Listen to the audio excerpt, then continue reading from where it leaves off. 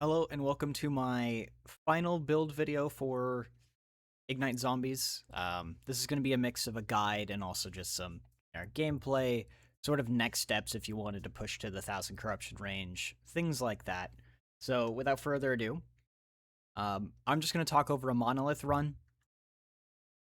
Obviously, this build involves both mages, and summoning zombies. I am mainly taking the specialization where zombies vomit, and honestly, the clear is about as quick as you can get without, just being super meta, one-shotting everything in your face. Zombies, in general, do decent damage. Mages do great damage as usual. And as long as you sort of stay near everyone, it is all good and dandy. I actually didn't have Aura of Decay on, so we were losing a lot of damage there, actually, in the beginning.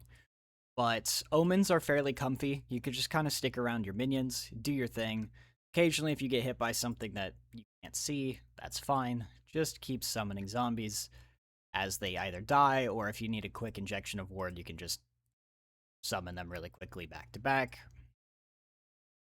It's a really smooth time. It sort of has felt like this the whole way through. I started playing this build at level 35 as soon as I had access to enough skill slots to make it work, and it's basically felt like this same way all the way through. Now, obviously, if I start getting too ahead of my minions here, you're going to see, obviously, there's no damage. I am a minion build. I need my minions. So I use teleport rings, the Infernal Champion teleport rings, to get them to come with me a lot of the times, which really helps sort of speed up monoliths. Now, let's talk about the skills, the gear, the build itself. I'm just going to let these guys wail away on the dummy in the background. I go ahead and I summon my 6 zombies, and I do my Aura of Decay. We're starting to see bigger numbers. Occasionally, you'll see some crits from the on-hit damage of the Hungering Souls. And then if you Bone Curse, it'll take some more damage out. And the numbers are really rolling in. I think occasionally you'll see a 9-figure number. It's hard to say when there's this many hits going in. I don't know. But it's killing the boss dummy. That's a good sign. And I have tried Uber with this build. We do have the damage for it. I'm just usually not good enough. And also, this suffers from sort of every minion build, similar to what Wraith Lord suffers from. And that's the minions can't really live his attacks. So,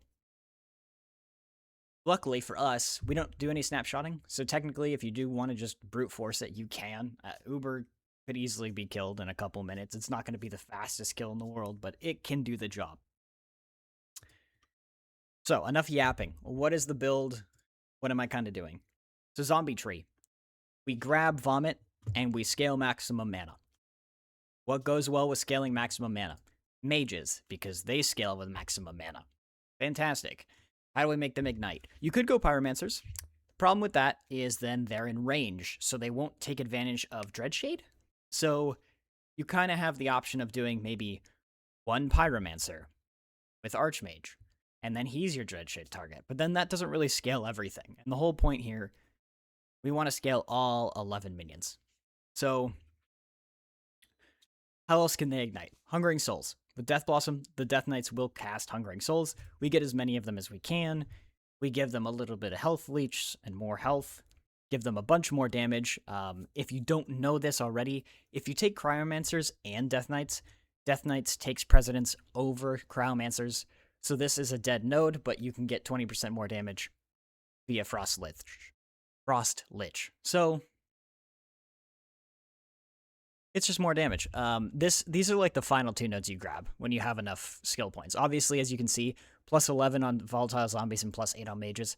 We are very hungry for skill levels, but I'll get into the gearing for that later. You do not need all plus 8, plus 11 for this build to work. It's just, we really like more skill points. There's a lot of good points that we can grab, and we try to grab them all. So, zombies will autocast Dreadshade for us. They'll vomit, deal more ignite chance, more ignite stacks per our maximum mana. Mages will scale more damage from a maximum mana, which is fantastic. This also means that theoretically you don't need to play ignite, because this is the ignite conversion. You could technically do this with necrotic damage as well. Just personal preference. AOD, you grab all the usual nodes for minus fire res based off of intelligence, and this scales to fire with Ashwake. I'll get to the gearing in a minute. We grab Plague Bearers in the tree. This is, I want to say, more unique than others, simply because no one grabs this node. This actually does convert for just our zombies. So this will give poison chance. That's why I see here. Sometimes you'll see poison chance on the enemy. Occasionally you'll see some poisons. But it scales here. We go to, here it is. Poison chance from all sources is converted to ignite chance for our zombies. So that's good for us. That means that the poison chance will scale for ignite chance for them. That's also why when we start summoning our zombies, you can see that we easily go up above like 200. We can easily touch 250 ignite stacks. And there is some poison with the Dreadshade and with the AOD, but you know, it's not really doing our damage for us. It's mainly the ignite stacks that are really going through it, and then the Death Knights occasionally hitting things with Fire Skulls. As far as Hungering Souls, go all the way up to fire. This does make it so that they are single target projectiles. It can make your clear feel a bit slow. If you want something that's more monolith oriented, you could go Necrotic, drop Ashwake, drop AOD, and just go for more projectiles and scale the possession.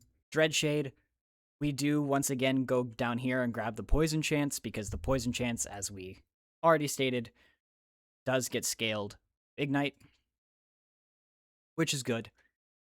And then,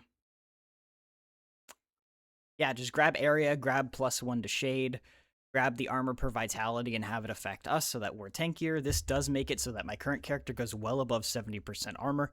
Super nice. More area because we have 11 minions, so we take about 50% more area with 1 skill point versus going here.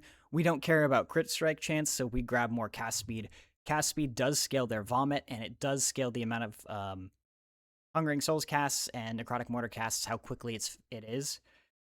Something I forgot to touch on was we do go over here and grab Necrotic Mortar, not because we want them to cast it really, but because 100% CDR is huge. So we go over there and grab it. That's it for the skills, really. Now, let's just walk away from these guys hitting for a second. What about gearing? So for gearing, there's a lot of options. I am currently running from an endgame defensive setup, a Bone Clamor, and a Wall of Nothing. If you want to do the whole Vessel of Strife health regen, grab the health regen nodes because we have 11 minions, and go that way, you could. It would probably make it so that your mages don't die as often from Dreadshade compared to mine. Personal preference, not needed. As you'll see, I'm going for a more hybrid ward setup, and I'll show you exactly what my defensives actually scale to after talking about just sort of the basics for the gear. So Ashwake, I've already said this before. Some ignite chance on hit for the Death Knights. That's irrelevant for zombies. But what we do like about this gives our zombies a small chance to resurrect, which can be convenient, but scales Aura of Decay to fire instead of poison damage. And it's a relatively common drop, so it's pretty easy to get an LP2, LP1, whatever you really need, which also makes it really convenient for corruption. One of the harder pieces to get, Raven's Rise, is +2 to minion skills, gives them less damage while moving, and a bunch of minion cast speed, as well as a healthy amount of necrotic resistance for Bone Clamor, which I'm using as well. Can't really go wrong with this. Our primordial item, the Bone Wisp Wand, is really for +4 to all and some minion damage. Flame Ward is useful when you're sort of on a boss. It's not something you count on, just rather something that could passively happen. As far as corruptions go, there are some really good corruptions in this slot. You mainly want the increased mana one, though, and not area for area spells. Unfortunately, I've gone through like 15 Bone Wisps and haven't seen it. So, that's that. I'm using Wall of Nothing. Obviously, If you've played Acolyte before, there's so many options here. There's Null Portent if you're going for like high health. You can do Pale Ox. Pale Ox is really strong in this build because we always have minions up, so your damage will be split to them. I like Wall of Nothing just because I really like what it does for Ward Decay Threshold. And I think it pairs really well with if you eventually convert to using Seed of Yggdrasil instead of a Bone Clamor. I'm using Bone Clamor just because it's easy to constantly get these at the very least in LP1 and then corrupt it and hope you get something good. I got lucky in this case. LP2 with +3 to zombies, some ward per second, and the strength armor corruption. So that's cool. The last unique we use, well, actually, second to last unique we use, is Pearls of the Swine. We do this for Decrepify. Decrepify gives 15% more damage over time taken, which helps with the Ignite chance, and the Hungering Souls Ignite hits. It does great there. If you get really, really lucky, like I did, you can get +1 to all skills. This is fantastic.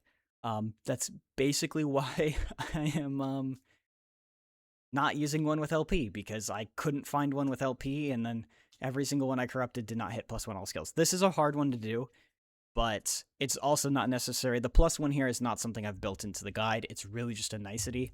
You can get some extra stuff out of it.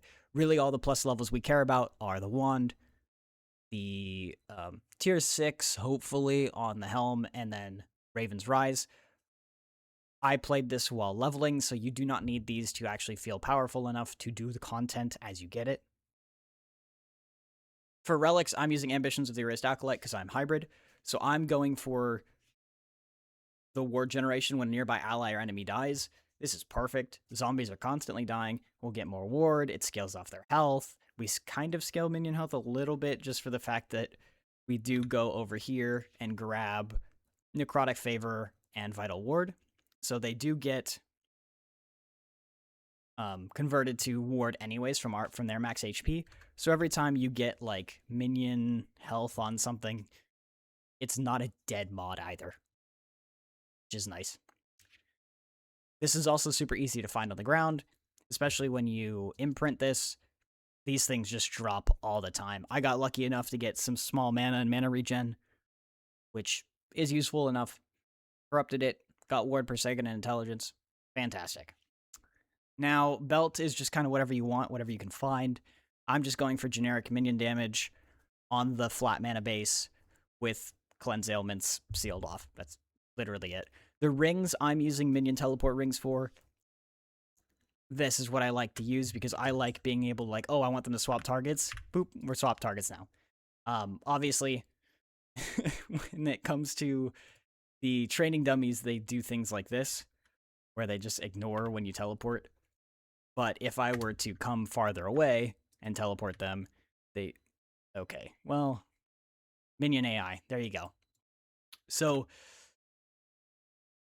you know, that just ruined it. Oh well. You kind of just get what you get. Hopefully you get lucky. This ring isn't corrupted. There's some good ring corruptions that you can find if you're willing to. But mana regen, attunement, we like that. Suffixes are always just get your resistances first and figure it out later. Offhand, there are several options for us. You can run a catalyst like this Avenged Crystal for more mana, scales, you know, the ignite chance, the fire damage from Hungering Souls. It scales everything for you. It can be good. It is not as defensive, but it is hyper aggressive. Especially my version here, which is just ward per second and necrotic resistance on the suffixes, and then minion health and mana. And then more mana from and intelligence from the actual base. So this is like the super aggressive one. I like running this in monoliths, but as far as more defensive stuff, you can run Moena Mentis, which is a good hybrid version. Gives you mana on block, or gives you ward on block based on your mana. Gives you flat mana, gives you intelligence. It's very easy to find at least an LP2 of it on the ground, and then or an LP1, and just churn out LP1s with block chance and corrupt them all. This one I got gave me Mark for Death on block, which is super convenient, which is just another layer of defensives. As you can see here, you know, it's not bad. So if you want more of a damage over time defensive, so you could use what everyone uses as an endgame for blocking, honestly, Majasa's Shield, it's super useful. Block effectiveness applies to damage over time as if it had been blocked. That can be really good. If you want more damage over time, like defensives, then you could just, instead of T7 block chance, use T7 block effectiveness, and then you could easily reduce the amount of damage over time you're taking by at least 50%. It can be really large. But sort of those are your options. You can run any of the three. Those are your options. As far as idols go, Aura of Decay area, minion cooldown reduction speed, if you can find them in either the larger normal form or the Omen form, are great. Aura of Decay area is really just convenience. That way I can sit over here farther away and still hit that target and still be within range of my zombies. But that's really personal preference. A lot of people would probably opt for just doing all single mana or double mana if you can find them. I don't have any double mana idols, fair warning. So when I say I feel like my uber damage is enough, if you got double mana idols, it could be a lot higher. So yeah, as far then our altar. Altar, you just want mana, mana, mana.